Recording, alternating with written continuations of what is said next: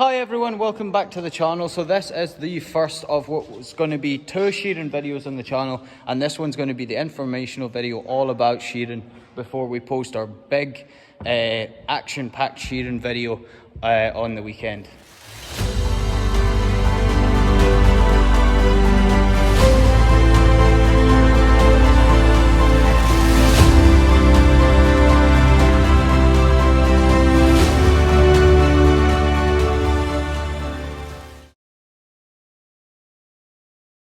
Okay, so let's start off by getting ourselves ready. So the first thing, I've already got them on, is my shearing jeans. They just look like normal trousers, right? So they just look like normal black jeans. However, they're double layered, so that stops the oil, which is known as lanolin, in the sheep's coat getting through to your skin and irritating your skin. And sheep quite often have things like thistles or whinbush spines in their coats, so that'll stop any of that going into your legs as well.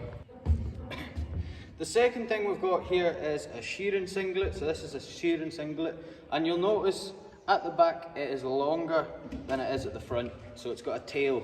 And the reason for this, you're spending a lot of time like this while sweating, your muscles are hot, so what you don't want is a breeze going up here, and that could potentially cause you to cramp up or even pull a muscle or something like that, because you've got cold air hitting very hot muscles.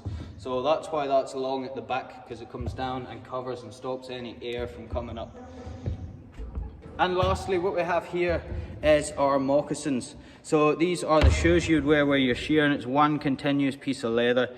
The reason for this is when you're moving, when you're shearing, you're moving on the balls of your feet. So you're moving around on the balls of your feet. And this is good because it means you can roll around. So there's no permanent flat sole there, which means you can actually roll around in these pretty easily. And also, because they're made of leather, they grip these wooden trailers quite well. So guys, let's get dressed. Okay guys, so a couple of other things you'll want to have with you is a bottle of water and a towel, because you're going to be sweating a lot. It's very warm work shearing, so always keep yourself hydrated, and bring a towel, because when your sweat's all on your face and your pores are all open, and then you go to wipe your face with a hand that's covered in sheep oils, it will burn. As soon as you wipe your face, it will start to sting, it will start to burn, and that's all that lanolin getting into your open pores. So guys, we've got our handpiece here. So that's what a handpiece looks like. Last time I showed this, somebody gave me grief for it being so dirty. This has did about 50 sheep today. It's going to do another 10 right now. There's no point in cleaning it in between. It'll do another 60 sheep tomorrow, and I won't clean it then either. So it won't get cleaned up till the end of shearing season, because it'll just get dirty again. As soon as you put it in the first sheep, it'll just look like this again. So anyway, our shearing comb. This is a left-handed comb because I'm left-handed, and I'll let you guys see as I'm doing it. We're going to stick that on there, and you'll see this line going across here. So I just want it just above there, and then I'm going to hand tighten these. Now guys, this is our cutter, this is the cutting blade. So what we're going to do is, you see those things that look like chicken feet here? So they basically lift up like that. There's 2 little pins. Up with the pins now. Screw this just until it's hand tight. There we go. And then check it by pushing it over either side. So you see that's hanging over just a little bit on this side, which means I just want to adjust that slightly. I've did it too much. So let's try it again. You'll see it's not hanging over on that side anymore. If this is hanging over this side, it'll cut sheep as it's hanging over there. So double check that. Over at the other side, not hanging over there either. What we want to do is finish tightening these with a screwdriver.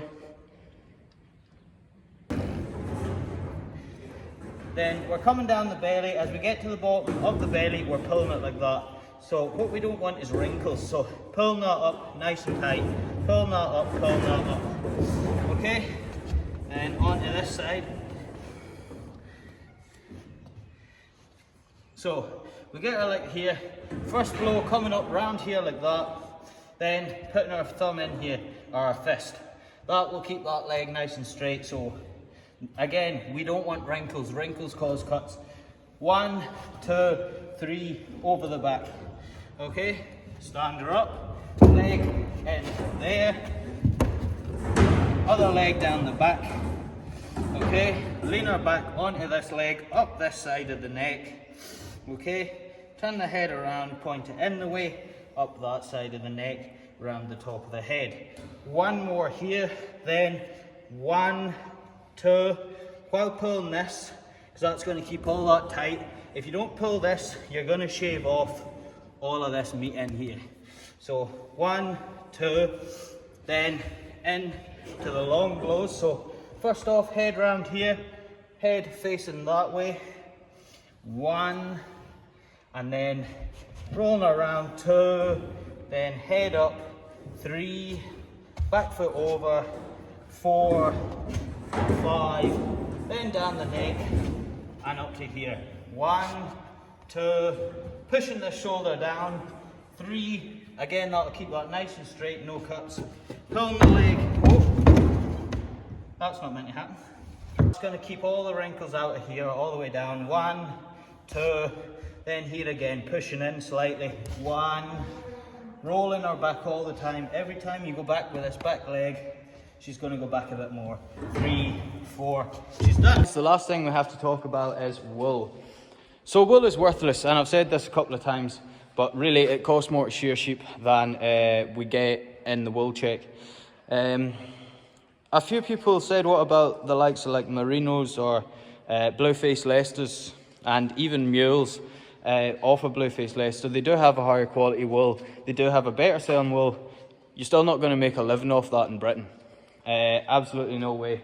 So the reason wool is we get paid so low for it, yet it ends up so high in stores when you buy a wool product, or you're buying even just balls of wool for knitting or something.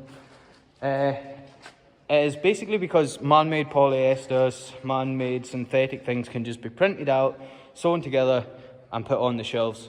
Wool is such a long and such a skilled process. So first you've got to shear the wool.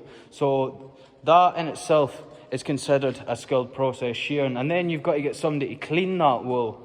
Then you've got to get somebody to spin that wool, and spinning wool again is another skilled process. And then you need somebody to either knit or crochet or put it together whatever way you want it to be put together. So that's another skilled process. So you've got this line of skilled processes where you need skilled workers, people you have to pay. So wool just isn't that profitable because it isn't that popular. Manufacturers don't want to pay 4 or 5 people. They don't want to pay a shearer, a spinner, a knitter. They don't want to pay somebody to clean it. It's much easier for them just to make a man-made polyester, put it together and put it on the shelves. So even if you're talking types of sheep which have really good wool, you're not going to make a living off wool in Britain. Absolutely not. Even like this here is pretty low quality. This is our sheep's wool. You'll see. Hey, Dad, where are you going? But yeah, so wool really isn't worth anything, and it doesn't really matter on the type of sheep that you're doing. So the other thing that would happen, obviously all this stuff's being sold, that's why it's in big white bags. So what will happen, say this was in a bag and sent to British Wool, what would happen is every single one of these would be graded and sorted.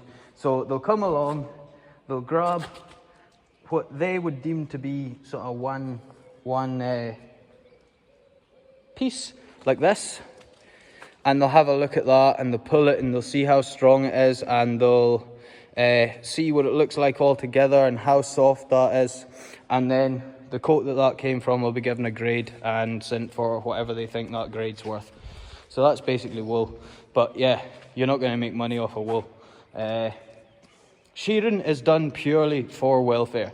So it prevents fly strike, it prevents heat exhaustion, and if you don't shear it, that wool is going to go what we call hard, which is basically just a farmer's word for matted through the winter, because that coat, the old coat that was on there, it'll dry out this summer, and then a winter coat would try and grow through it, and it would just grow into mats, and it would be super uncomfortable for the sheep.